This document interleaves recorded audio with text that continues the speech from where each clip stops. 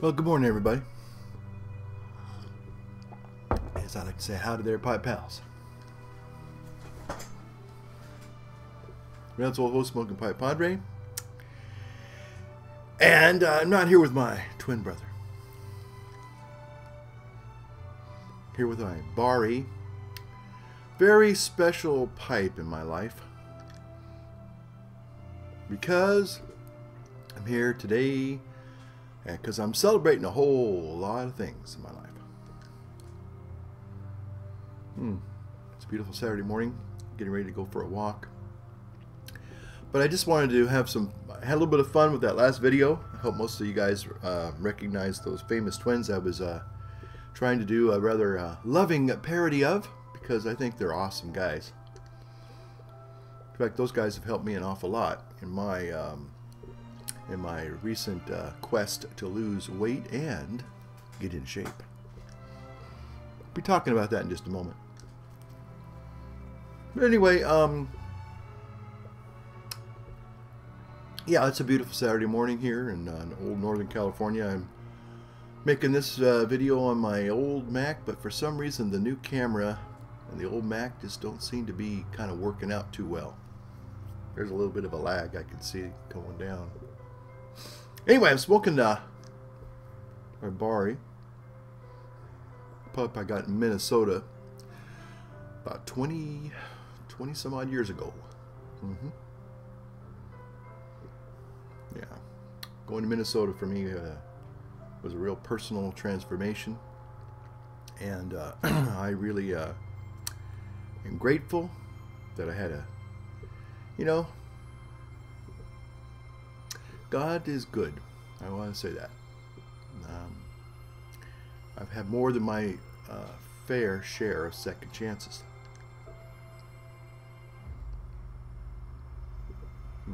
In this pipe, I'm smoking some Delta Mojo by, I think it's Big Star Cigar, right?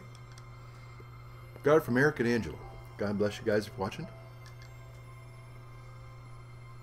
Let me just quickly do a real quick settings change here, so I don't run out.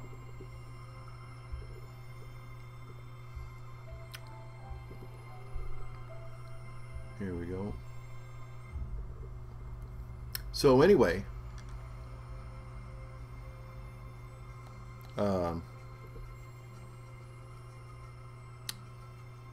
so I'm really thinking about last year, especially, and many other years in my past where God has been good and given me a second chance. I never heard before the Westminster chimes motif in the very last minute or so of the end credit of Field of Dreams. Yeah, Field of Dreams, movie film score in the background. Maybe some of you recognize that. Shouldn't say that. I'd probably get Google slapped by that one, even though I'm not even really playing music in the background. They'll find, I mean, if I even just hummed,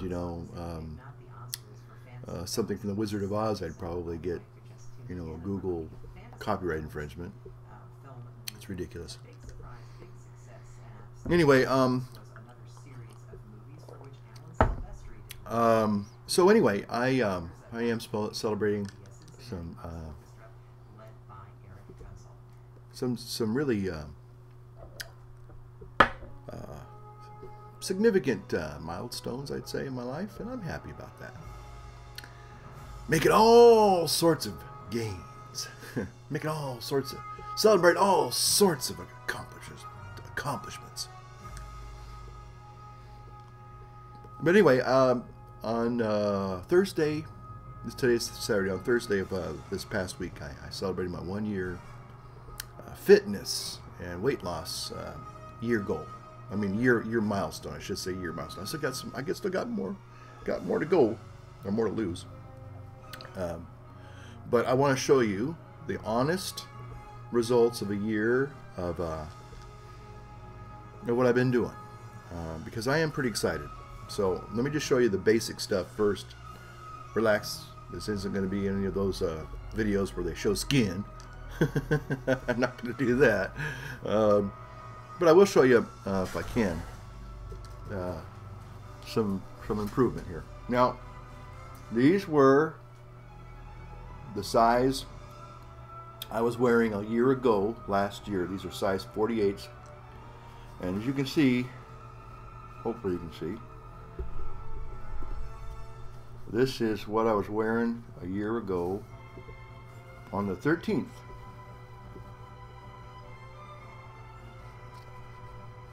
That was me, folks. That was my girth a year ago. From a size 48 down to a size 36 as of today. Size 36. Okay, camera go back up. There we go. So, yeah, I'm pretty stoked about that. But to be honest, you know, I've lost significant amounts of weight about 3 or 4 times in my life. And obviously, for me, I have to be extremely vigilant. Because the moment I think I've obtained my goal, and remember, I haven't really made my goal yet. And actually, I don't think there is a goal this time. I mean, there are milestones. There certainly are milestones. I've obtained 2 of those this past year. One of those was to be well under 200 pounds. I was 270 when I started. And and the other one was to be around 188, 189. Because 10 years ago, that was the lightest I had weighed in a long time. So, and I was trying to get back into I was trying to go into the Air Force Reserves as a chaplain. I'd been in, I started off in the United States Marine Corps when I was a 17-year-old kid. Didn't weigh anything more than probably 145 pounds at that time. Those of you who are familiar with the morph typeisms, I was an ectomorph when I was a kid. I couldn't gain weight to save my life. I mean, I could eat a horse for lunch and a cow for dinner, and I wouldn't gain an ounce. And that kept up until my early 30s. When I went into the seminary, and then I, you know, became much more sedentary. Discovered single malt scotch. Yes, we did. And Guinness Extra Stout. That'll put some weight on. Yeah. And I'm not ragging you guys. Some of you salute us with a little tipple, you know. Some of my dear people that I love to interact with and watch their videos all the time, and they'll have a beautiful amber colored glass filled with some nice, you know, adult refreshment. I have no problems with that. If that's what you choose to do, don't hear me, you know, wagging a finger of scorn at you and saying you're a naughty boy or a naughty girl. That's not what I'm saying. It's just, for me, my health, I just cannot take it. I can't do lots of things now. I finally have made that realization, and I'm comfortable with that. I don't eat sugar. I mean, only on rare occasions, and it's like in fructose, you know. No wheat. Trying to get completely rid of wheat in my life, and no dairy. Now, those are the 3 things that old Papa Francis loves. But I've discovered that they don't love me. And boy, do I pay a price. Oh man, I pay a price. So anyway, I've been watching a lot of videos on health and fitness, and losing weight, getting in shape, exercise. That's why I lovingly did the little tribute to the Hodge twins. Oops, shouldn't have said that. But anyway, they're awesome. I mean, and I'm going to tell you the truth. I am following 2 of their real simple recommendations. I've had a couple people ask me about diet. You know, some people kind of challenged me on the paleo diet, like, oh, you need to read this, and I did. Yeah, thank you for your insight, or your sharing me with me. Snowball, I just fed you.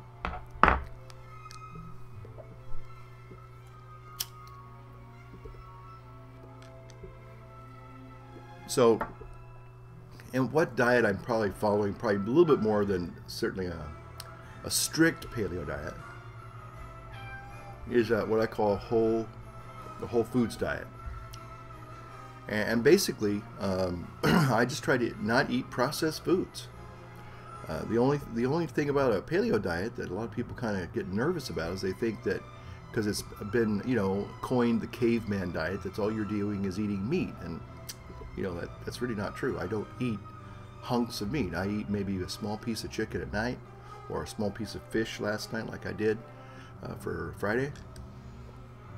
And a lot of it's just steamed vegetables or raw vegetables, quinoa, hemp seeds, hemp seed hearts,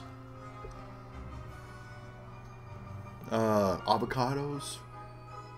You know, I love my fruits, but I got to be careful because, see, I'm still trying to lose the belly fat, and you really don't want to be eating a lot of sugary fruits. I mean, fruits are good for you, but in moderation, especially when you're in weight reduction.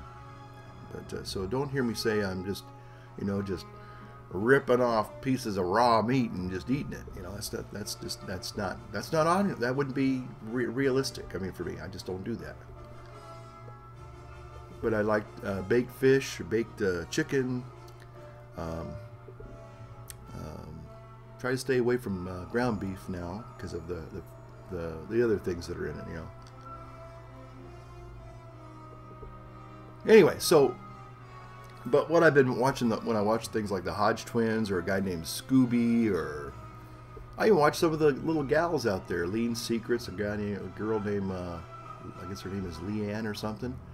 A lot of these people have really good insights, basic, real-life insights into health and nutrition.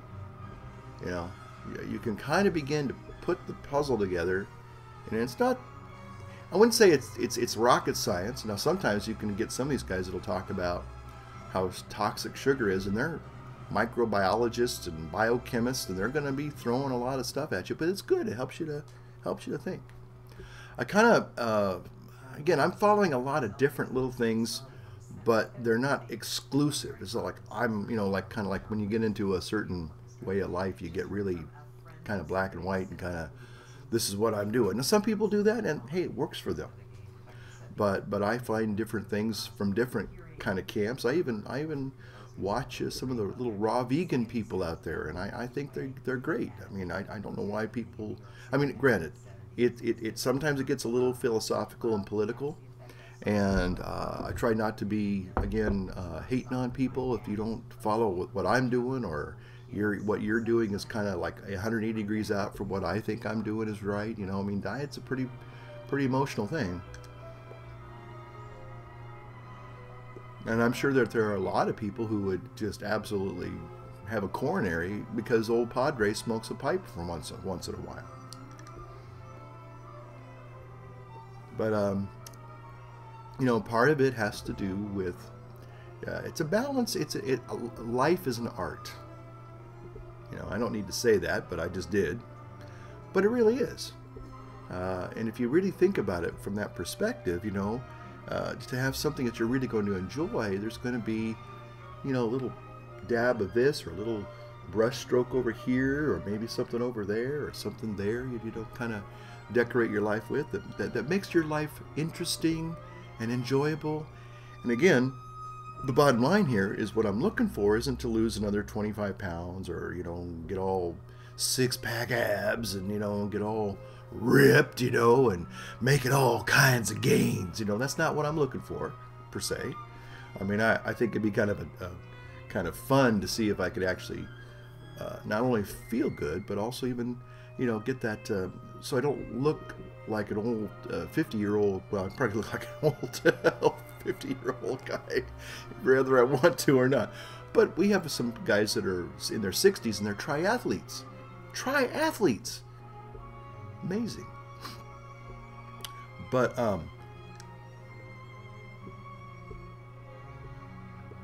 but the secret, I think, is for me, and what I'm experiencing, is vitality.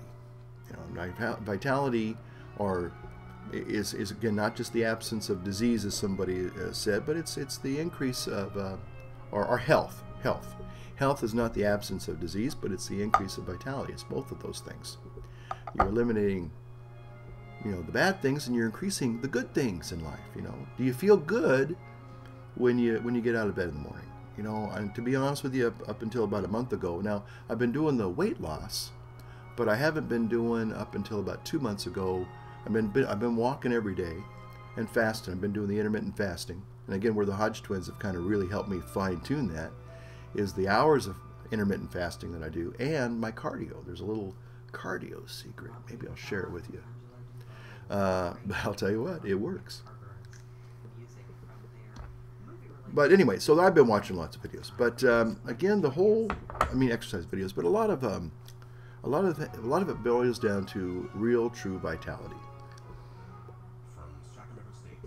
When I realized I was carrying about 80 plus pounds around, can you imagine? Go out and buy yourself one of those dumbbell weights. Just go out and buy a 10-pound one. I think that's a lot.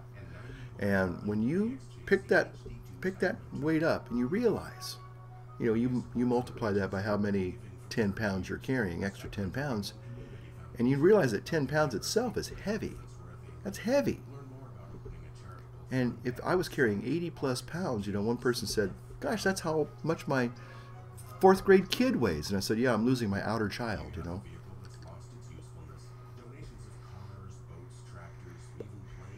Now, the other thing I probably will say that obviously the majority of people would never ever endorse is, again, a good old pipe from once in a while. I don't inhale, I never have. It'd probably kill me if I did. But I enjoy a pipe, you know, especially if I'm on a fast day, or, you know, or I'm just kind of a little stressed out, because the pipe will help me certainly to relax. And you need